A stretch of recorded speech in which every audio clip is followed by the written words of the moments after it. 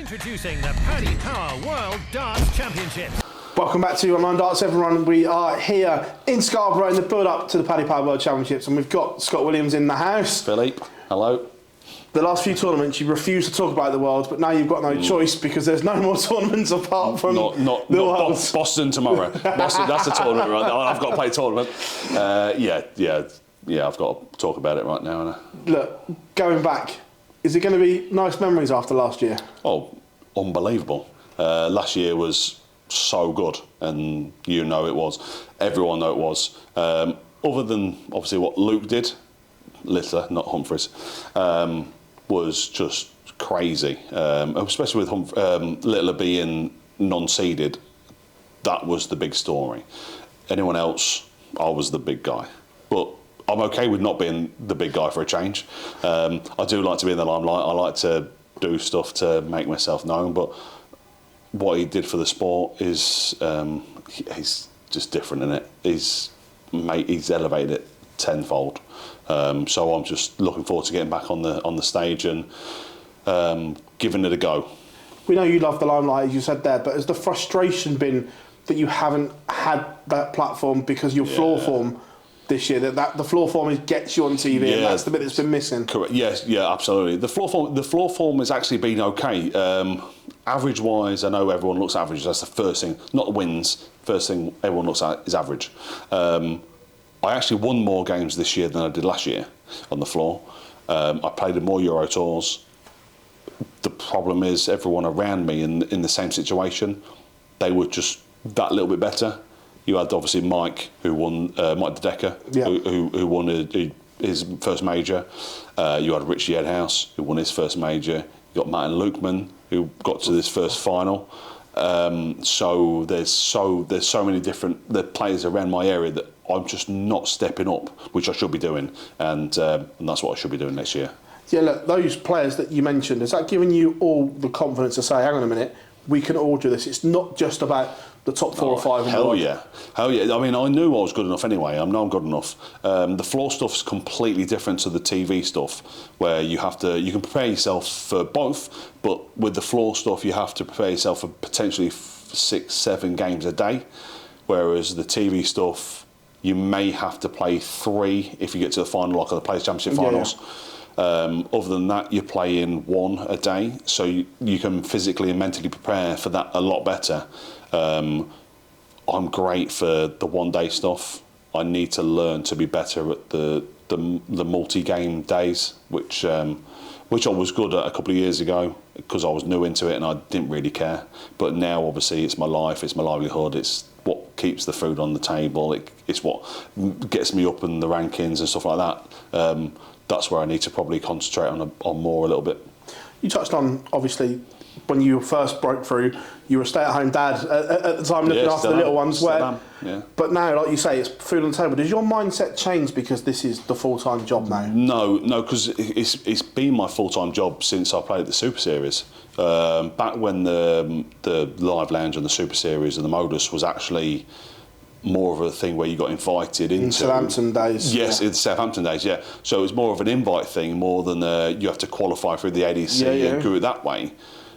Because I was good to watch and I was good and, I was a bit silly and I did the stupid things, I get invited back a lot. So to me, that was like I was there every 4 to 6 weeks, enjoying it. I was down there for a week, then I'd be there for 2 or 3 days. But genuinely, that is the stuff that made me as good as I am. If I hadn't had that, obviously COVID was a massive help with having the only sport you could play for 8 months until football come back with the team sports was darts. It showed with the dartboards going. There was no dartboards for sale. There was no Corona lights or other lights that you could buy for your wall. There's nothing. So massive help it was, COVID. But the fact that the Super Series was a huge hit for me, and thank you, Jason and George, for getting me in that. But at the same time, if it wasn't for that, I wouldn't be able to do what I'm doing now. So you've got to take things on day by day, month by month, all the cliche bull crap and stuff like that. And nearly that's what. But yeah, there's so much more to it than just chucking darts. The run in Minehead, was that much needed before the World Championships? Yeah, I mean, the thing is, it's so tough because my first game was such a tough game. When you're playing Kian and he goes, 100 plus average for a tournament at the Grand Slam, which I know it's only first to 5, but we're only playing first to 6 on the floor anyway. So it's not much difference. There's potentially 2 legs, 3 legs, whatever it is. But if you're doing that, and I feel sorry for Wesel a little bit, but at the same time I don't. But when someone's playing that good, you have to. There's that extra gear you have to switch up to, and I was really lucky. I say lucky, but all weekend my checkouts were great. My double stats were good until Ross Smith, where I just seemed to. I couldn't find anything. I missed it, and even when I think I missed 9 darts against Kim Hybricks at double 16, which I don't do. But even with them stats, I was still about 50% after 3 games, which is unbelievable. If you know darts, it's very good. So stuff like that, scoring's great, bit of a change of equipment and messing about, and I'm back to where I should be. The equipment change was quite a bold one as well, because we know obviously soft tip darts are very different to steel tip ones, and what goes through your mind to go, hang on a minute, I can throw these on a steel tip board, because it's very unique. I have no idea. I had a set of soft tips, so my son started playing darts. He's only 7, and 25 grams. He idolised me, and I absolutely love that. But 25 grams for a 7-year-old is like me picking up a 50 kilogram weight and doing bicep curls. And it's just so difficult for him. So I had a set of soft tip in my first dart. So I target do a little converter, which I put a normal point in, and he's messing about with them.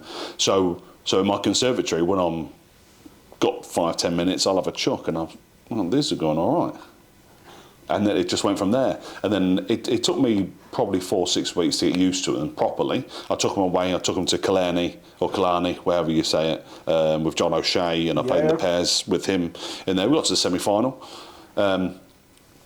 So I tried them in playing matches, and then I spoke to Target, and they was like, hey, if that's what you want to use, you use it. And so I've been messing about with them. I'm using them currently now. I've actually gone down 2 grams. I went from 20 grams to 18 grams, and they're going okay. And that's, I just feel more in control of the dart with them at the minute. So the World Championship, the draw's not been kind to you. Again, that's 3 years on the trot. Game 1, Nico Springer, a man that is very much in form from his development tour. Oh, hell yeah. The winner to play Bobby. Bobby, yeah. It's a tough little section, but the fact that you've done it before, you know how to win on that stage, you must be really looking at the challenge going, hang on a minute, I fancy this. Yeah, I mean, I'm going to go into it favourite anyway, and just because probably 20% of the dart world are going to know who Nico is. If you play on the tour, or he's from Germany, so if you know the Germans and stuff like that, you know who Nico is. Very capable. I played him on the Euro Tour this year. I beat him, but I played him on the Euro Tour the year before, and he beat me 6-5. I think it was a really good game. Yeah. But he's not scared. He's like a Gezi Price. He's not bothered about giving it a bit of go on and stuff like that. So it's going to be a feisty one. I can guarantee it's going to be a little feisty up there, because I'm not backing down on that stage. But again, second game, if I win, I've got Bobby, the Rad Bane Derby, as you called earlier, the Rad Bane Derby, right?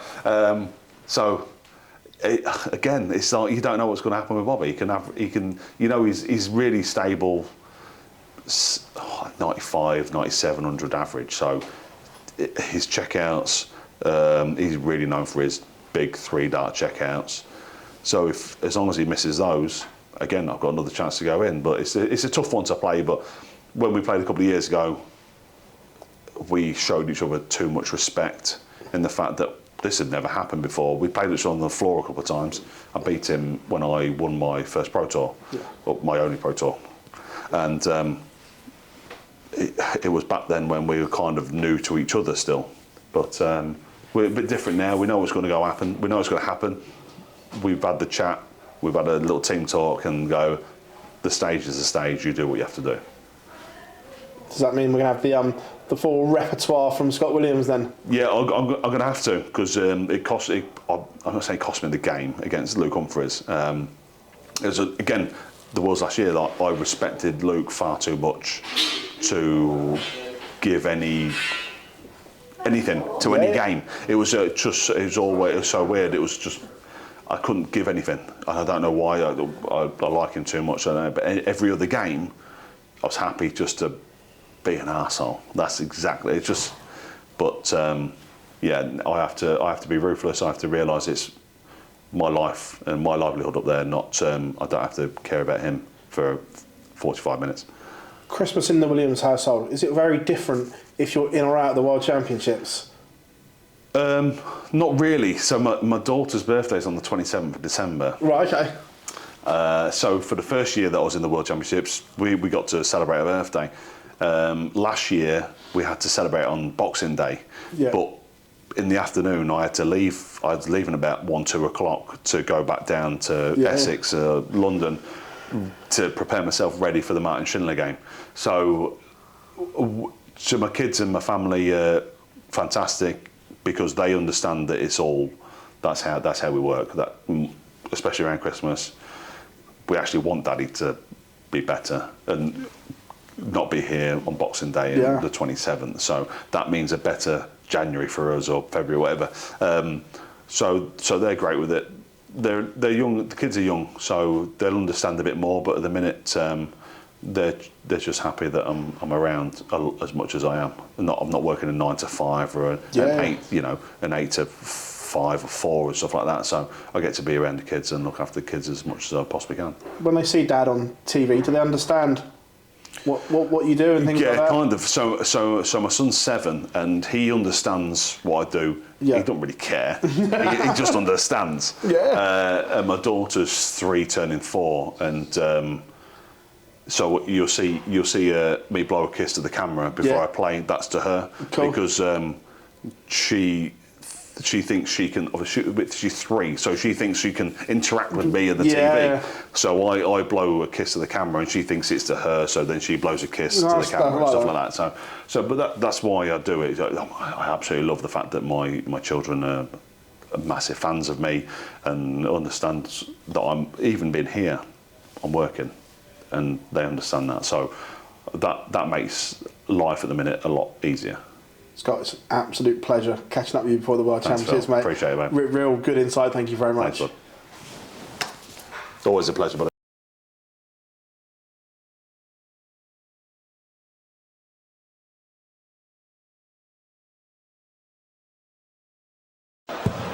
One.